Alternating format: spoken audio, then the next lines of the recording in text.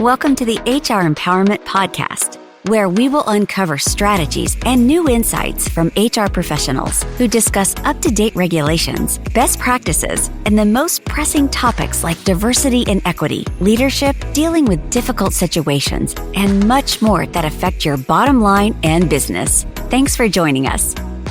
Hey everybody, Wendy Sellers here, the HR lady. Welcome back to the show. Today we're going to be discussing navigating 2025's workforce challenges. Oh, we don't have any challenges in 2025, not at all. Yes, we do. We actually have an amazing guest here today, Darcie Gregoire, an employee services director who has some exciting news to share on her personal career success. So welcome to the show, Darcie. Thank you so much both for having me. I'm super excited to be here. Hey, what's your big news today? I just passed my SPHR exam, so Woo! I am now credentialed with my SPHR. I'm super excited about that. That is amazing. Congratulations. That's a lot of hard work. I know you're sitting for the other exam too. And just a reminder to our listeners that if you are listening to this podcast, HR Empowerment, through the Aurora Training Advantage website, you can get HRCI and SHRM renewal credits just for listening to the show. So make sure that you check that out and listen to it on the website. With that said, let's go ahead and switch gears here and, tell our listeners about yourself and how the heck did you get to where you are now as an employee services director? Sure. So I have a pretty interesting background. About 12 years ago, I became a federal employee, which I'll say that probably started my real career. And I worked for USCIS, so I worked in immigration, and then I transferred over to working for U.S. Department of DOL, or U.S. Department of Labor, Wage and Hour Division. So I was an investigator there, investigating wage and hour laws, getting out in the field, meeting employers. And I found that there was a really big gap between what employers knew and what they didn't know, and then all sorts of violations.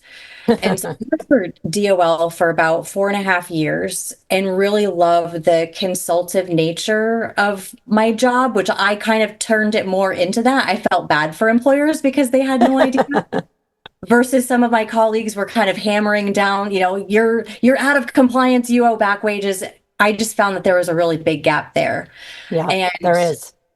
Absolutely. And I wanted to get into the private sector and do consulting with HR. And that's exactly what I did. I left the Department of Labor and I went to Kelly Services, which is a huge international staffing company, as a wage and hour legal consultant. Wow, that's amazing. Yes, I think the stars aligned for that. I don't have a legal background, even though I worked for the government. So I have a psychology degree. But it was the perfect jump for me in the private sector. And it's been amazing ever since. I've just kind of gone up through the ranks and found niches. Compliance was really my niche. But I loved the business partner aspect of it too, and consulting on the business. And, compliance is not a one size fits all. So really being able to connect with leaders and managers for how to steer HR in a positive direction, but also be compliant.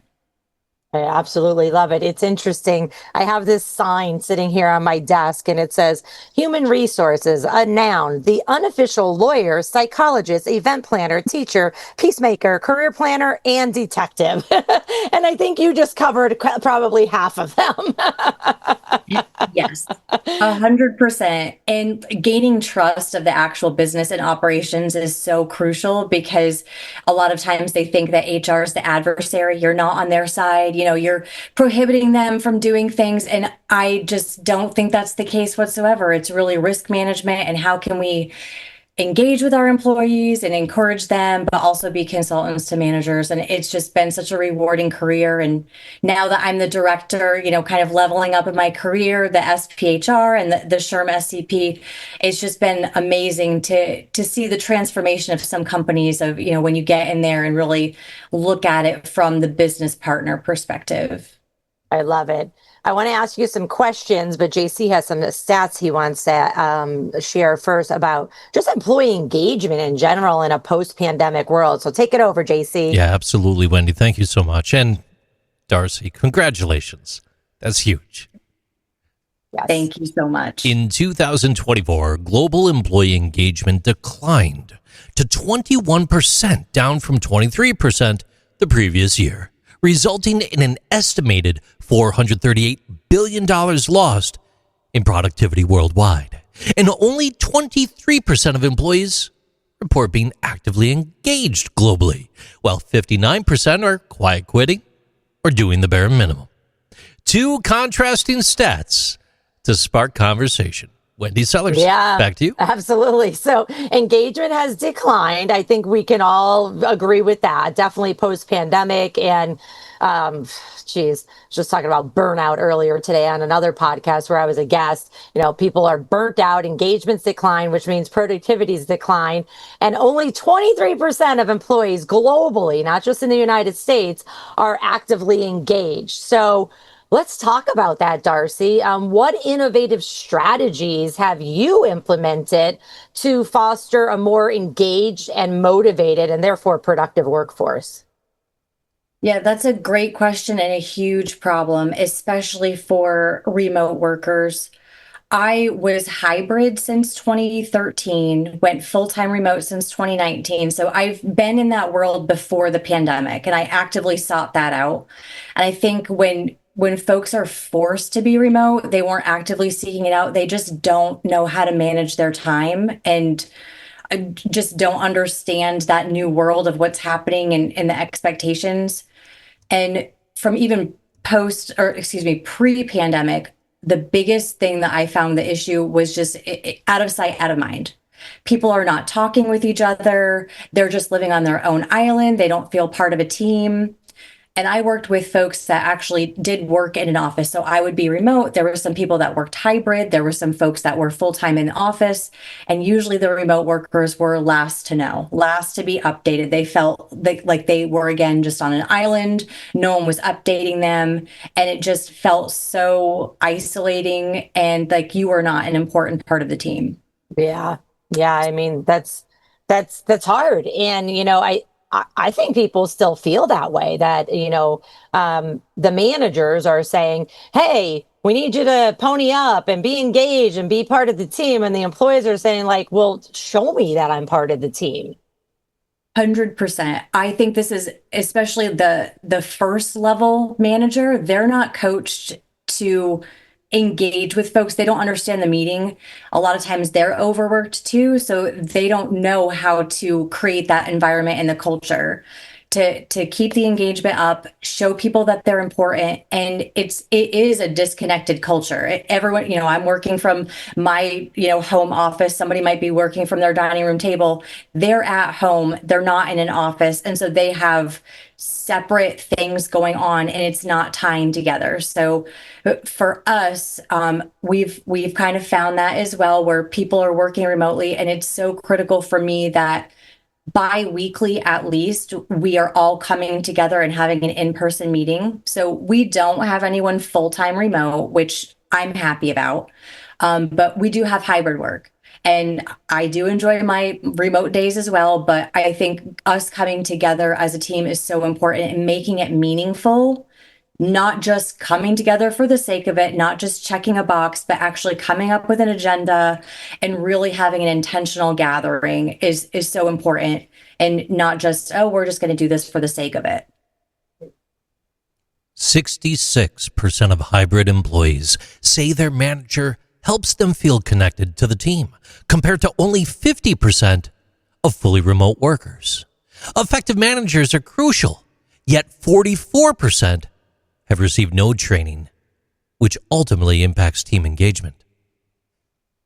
Yeah, that's 100%. I would say I live that every single day with my clients as a HR consultant. So, Darcie, back to you here. Considering that most of the team's engagement is directly linked to the manager, how do you invest in manager development to adapt to that hybrid work model that everybody's seems to be going towards? Right. So I'm very fortunate to be part of a company that is so passionate about training and development and leadership training, especially. We will pump everybody full of training courses, and we have coaching, and we have a whole separate training department. So it is a critical part of our company culture and values. And so that's something that I also promote as well. I'm looking for training opportunities all the time. I'm looking for team building opportunities. And I'm also talking to the front of the line folks. So I will go over my first line managers and just have those conversations, because a lot of times folks just don't feel like they can talk to upper management, which I don't necessarily consider myself that. We're relatively flatter organization. But everyone needs to talk to each other and feel connected. And so they understand my values, and those trickle down to the frontline manager and then themselves. You mentioned the word so coaching. Yes. Coaching is key. And I'm in there making sure that my managers are getting what they need to provide to their employees as well. And, through resources such as yourself, the CAGC, we highly encourage folks to go and actively seek out associations and learn from them and take trainings and seek that out. And we provide space for that too.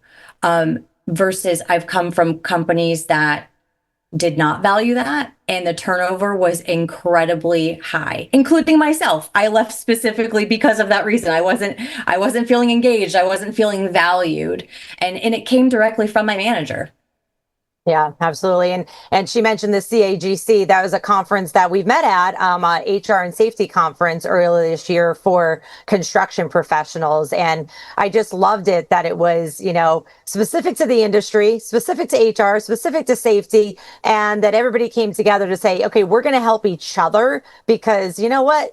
This managing employee thing is hard. It is very hard. And it's hard for me too. It doesn't get easier because society and the rules keep changing. JC, you had something you wanted to say? I do, Darcie. I've got a curveball for you here, okay? This one might be a little bit tough, but I know that you're going to be able to tackle this like nobody else could. Temporary workers, they earn approximately 75% to 80% the hourly wage of a permanent employee, and they often receive fewer or no employee benefits depending on the situation. Temporary workers also report lower engagement levels than permanent employees, and there's a spotlighted need there for potential targeted engagement strategies, thinking about the holistic level of the workforce. So placing ourselves, repositioning in the perspective of having temporary workers and having to keep that morale up. Do you have any insight that you might be able to share there? Oh, that is a curveball. I just earned my SPHR, so I better be able to answer this. I think this is a great question, because we actually go through this actively today. So we do have temporary workers, and for us, it's critical that they understand our culture. So safety is obviously a priority in the construction industry. So they are part of the safety meetings, and there are multiple touch points. The issue is the employer relationship. And so that's a touchy point there, where, you've got an employer that has temporary workers, but they can't exert so much authority because they are separate. And so that's where the double-edged sword comes into play. I think it's critical to make sure that that companies are partnering with the right staffing agency. I think vetting the staffing agency is critical. We have fired staffing agencies that were not producing, because you can clearly tell that the temporary workers are unhappy. They're not showing up. The turnover is super high. And so we do that on the front end. We have great relationships with some staffing companies, and we also know who to avoid. So I think that partnership is critical. And then those touch points on site, obviously mainly dealing with construction, safety culture for everybody is critical, and just making sure that there's an alignment there. Yeah, absolutely. It's so important, because there are some, staffing companies that They're just there to, fill a temporary hole, and they'll send you not necessarily the best workers. So, I know my listeners are probably sick of hearing me saying this, but please, please, please treat recruiting, including of temporary workers, as a very important project. It needs to be project managed. It needs to be planned ahead of time. You still need to interview temporary workers, even if it's on Zoom or on a phone call, to make sure they have the knowledge, skills, and abilities that you need for that job, even if the job's only for a week. I know those that are listening that are more in a professional type setting, a corporate setting, you probably don't have those type of temporary workers. They're probably more interns, or, they're there for 3 months at a time. So of course you are going to really treat them like a true candidate. But the thing is, Darcie, is that, most people that use the day workers, most of those day workers are looking for a full-time job, right? I would agree with you. And that's where we're trying to figure that out as well, because some of our jobs are just temporary. And so we might only be there for 6 months to a year, and we really don't want to lay people off. And so that's just, again, the double-edged sword with construction, specifically with the professional capacity. I think, just as you said, you can use temporary as a recruiting tool. They're kind of getting a job preview, so to speak, and they're coming in, and are they going to be a good fit with your culture? But they really should be onboarded as if they're going to be the person in that role. And so that is kind of the difference between, that day worker, as you mentioned, and then hiring a professional person. Again, the staffing agency is going to be a critical partner for any company, and making sure that their values align with yours, because they're also doing the recruiting or headhunting for you. Right. Absolutely. And speaking of, onboarding, so let's talk about that. A little shift here for a second. It's kind of important. Oh, yes, it is. And we are actively working on revamping our onboarding. We know how critical this is to reduce turnover, give the candidate a good experience, not make it a chaotic environment. And also, we are using technology for that, or attempting to. So technology has been something that we've been really hyper focused on, AI, using our platforms to the best of the ability. And what I found, especially with onboarding, is we're almost re-interviewing our vendors, because we've also found that we're not using a lot of things that are part of our package or that they do actually offer. So I'm kind of re-engaging with all of our vendors and finding out that we could be using 50% more of, technology, using them as consultants, and we're already paying for it, and it's not any extra charge. So we're incorporating that into onboarding, dealing with I-9s, dealing with text options, more email communications, and really having more touch points with our candidates and with the first 90 days of employees throughout that whole process to keep them engaged. By 2025, there it is. 70% of employees expect personalized AI-driven career development plans. Hands down, across the board. Stated, and back to you. Yeah, no, I was going to jump in and say the same thing. Listen, employees expect, they expect a project plan from, I'm a new hire to I've been here for 6 months. What's my plan? What's the career development plan? Even if they're not looking for like all these amazing, certifications and licensures like you've just gotten, but, they're still saying like, all right, let's use AI. On the other hand, many people, majority of people probably, are afraid of AI. What are your thoughts on that? So, Wendy, I have to credit you for this, because last year at the CAGC conference, you brought up GPT, and I'd never seen it used in the HR world before, and I've been using it. And I've been passing it off as my own stuff. So that's what's been great. I'm not saying, this came from AI or whatever. It is the perfect launching point to tailor something. So I'm not spending 3 hours trying to brainstorm something and come up with a template. I'm popping in a few high-level ideas. It's spitting out something. I can ask it to regenerate, and I've got a great launching point to tailor it. And honestly, job review, job performance, the 30, 60, 90-day metrics for onboarding, I've been able to use that. And it's been incredible because that's exactly what new hires want. They want that roadmap. They don't want to just be left out there in the ether. They want to know how their job ties with company values and going forward. Yeah, absolutely. So, folks, I would definitely encourage you to learn some type of AI, whether it's ChatGPT, which just happens to be the one that I'm obsessed with. There's Google Gemini. They all basically operate the same. You can simply go on to the AuroraTrainingAdvantage.com website and go to the on-demand options.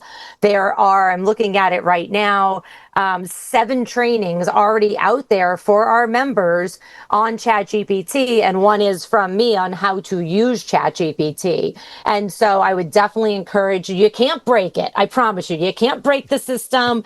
You can create offer letters, policies, emails, songs, trips to Paris, you name it. I'm headed to Portugal in a couple weeks or a month or so, and me and my friend that are going, we are creating our plan with ChatGPT, and then we're like, okay, now let's ask other people who live there and let's fill in the rest. But AI is just so amazing. And in fact, JC has a statistic he wants to share about that. Absolutely chomping at the bit on that one. 2025, banner year. Organizations implementing AI-powered onboarding processes, they've experienced an 82% improvement in new hire retention and a 40% reduction in time productivity. Back to you. That's huge. That's huge. I feel validated. Thank you. Absolutely. Yeah. I mean, it's scary. I think for a hot minute there, I was like, no, I'm not going to go into the AI world. And then I was like, wait a minute, I can make money off of this. And so, I'm teaching it everywhere, even live on stage at conferences, which is kind of weird. It's not my normal, thing that I'm teaching, but I just love to see people's eyes light up and go, oh my goodness, I could do things easier. I mean, even if you're thinking your company says, we don't want you to use it at home for recipes, you name it. How do I get my cat to start obeying me? Good luck with that. I don't know if any AI is going to help you with that. Maybe a dog, possibly. It's so important. So thank you for bringing that up and talking about technology, harnessing technology for personalized employee development, because if you're not going to do it, your competitors are. All right, I'm going to skip gears here a little bit, and I want to talk about a topic that I already mentioned briefly early on in the beginning of today's conversation, and I'm talking about burnout. I really want to talk about addressing burnout and promoting well-being in not just in remote work settings or hybrid, but all of them. So given, there's about 26% of remote workers saying that they're working longer hours than before when they were in person, especially middle management. So given that 26% of remote workers, or hybrid possibly, are actually working longer hours, what measures can we take to prevent burnout and support employee well-being? I think that's a fantastic question because it's so relevant to what I've been experiencing recently. And I've really been challenging my team to work smarter and not harder. And I think that especially the frontline employees and our first line managers, they just get in this, wheel, and they just keep on spinning their wheel and just going and not really questioning what they're doing. And so I'm in here now asking the question, what are we doing? So interestingly enough, I actually implemented everybody doing a time study for 3 weeks. And it felt like we were so hard and not really getting anything done. And everyone's like, I'm working so hard and I feel like I don't have anything to show for it. I'm like, full stop right here. We got to evaluate what we're doing. It's not about being a micromanager, because everyone's freaking out when I say we're doing a time study, but they were part of the collaborative process. Okay, what are the buckets that we need to focus on here?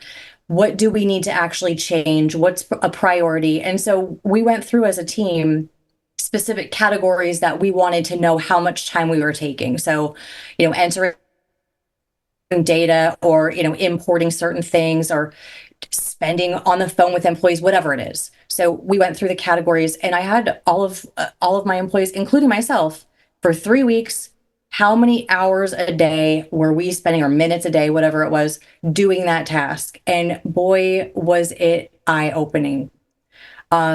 People did not realize just how much time they were spending on manual processes that we have the technology for, or we are looking at implementing technology, which again was validating the direction that we're going as a department. But I've also hammered home that we should be working 40 hours. We're staffed for 40 hours. So I know that you're, dedicated to your role, you're dedicated to the employees, especially in HR, but you need to be dedicated to yourself and your families and all that. And we're a 40-hour week. So we need to be shifting gears here. And it was incredibly eye-opening. And they were happy that we talked about it after, because now we're finding solutions together. And technology is number one of those solutions for sure. Just immediately bringing a smile to my face, thinking about that pivot there and the focus back on the 40-hour perspective. And I say that to say it pins directly in on this next stat. And Darcie, you may not love it, but here it is. In 2025, and it's only June, 81% of HR professionals report feeling burnt out, with 95% finding their roles overwhelming due to excessive workload and stress. In the report, it does not say the stuff in between the lines, which is what we know. HR works 60 to 90 hours a week. Back to you.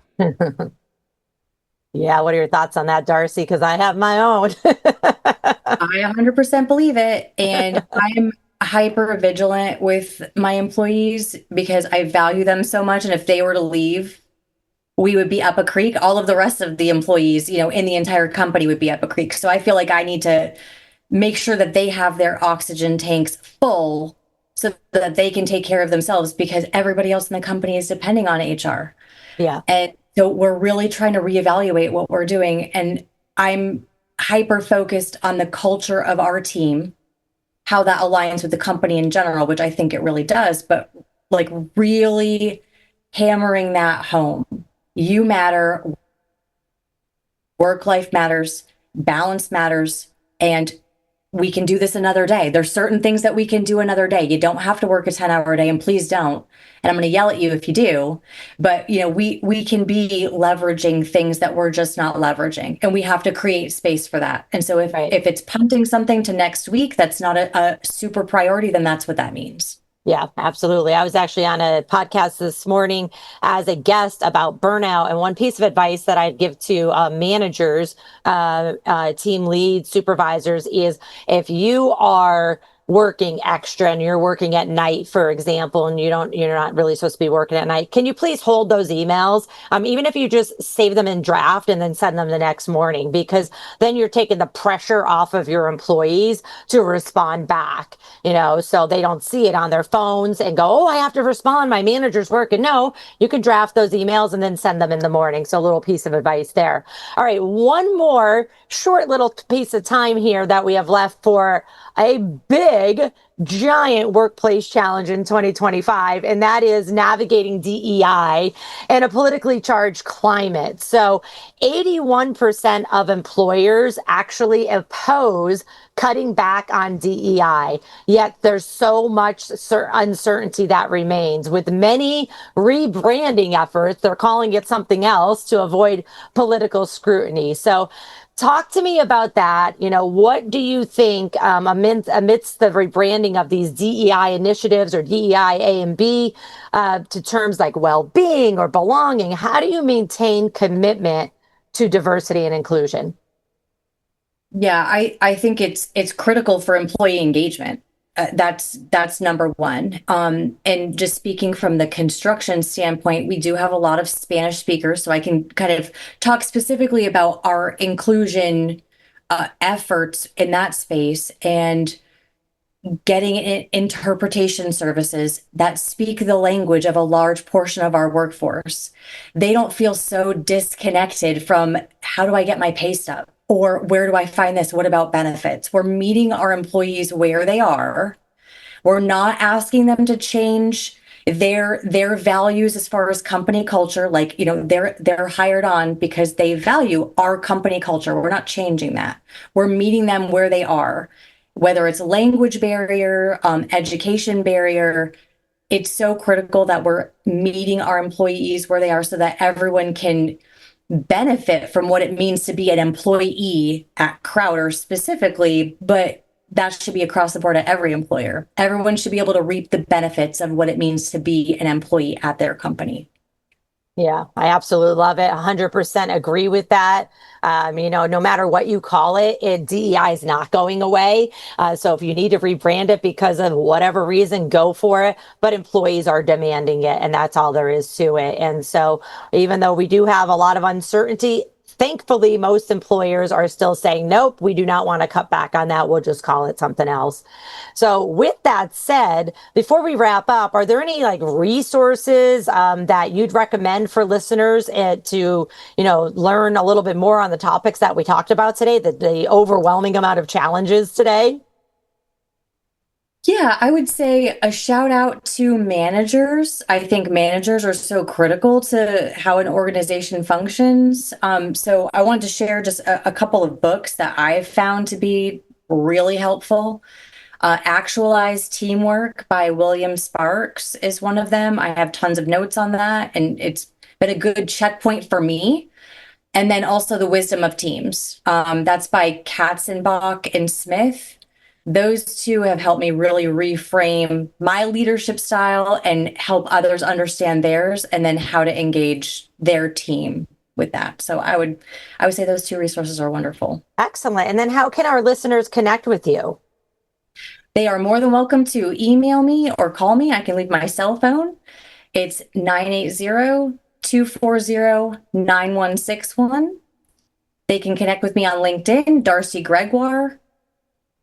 And email is dgregoire@crowderusa.com.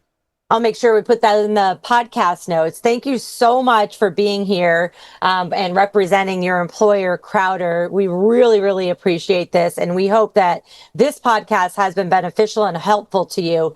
Take care, everyone, and thanks for joining us. Thank you for joining the HR Empowerment Podcast, brought to you by Aurora Training Advantage. We hope you've gained new insight and strategies to navigate the HR profession. We look forward to you joining us again on the HR Empowerment Podcast.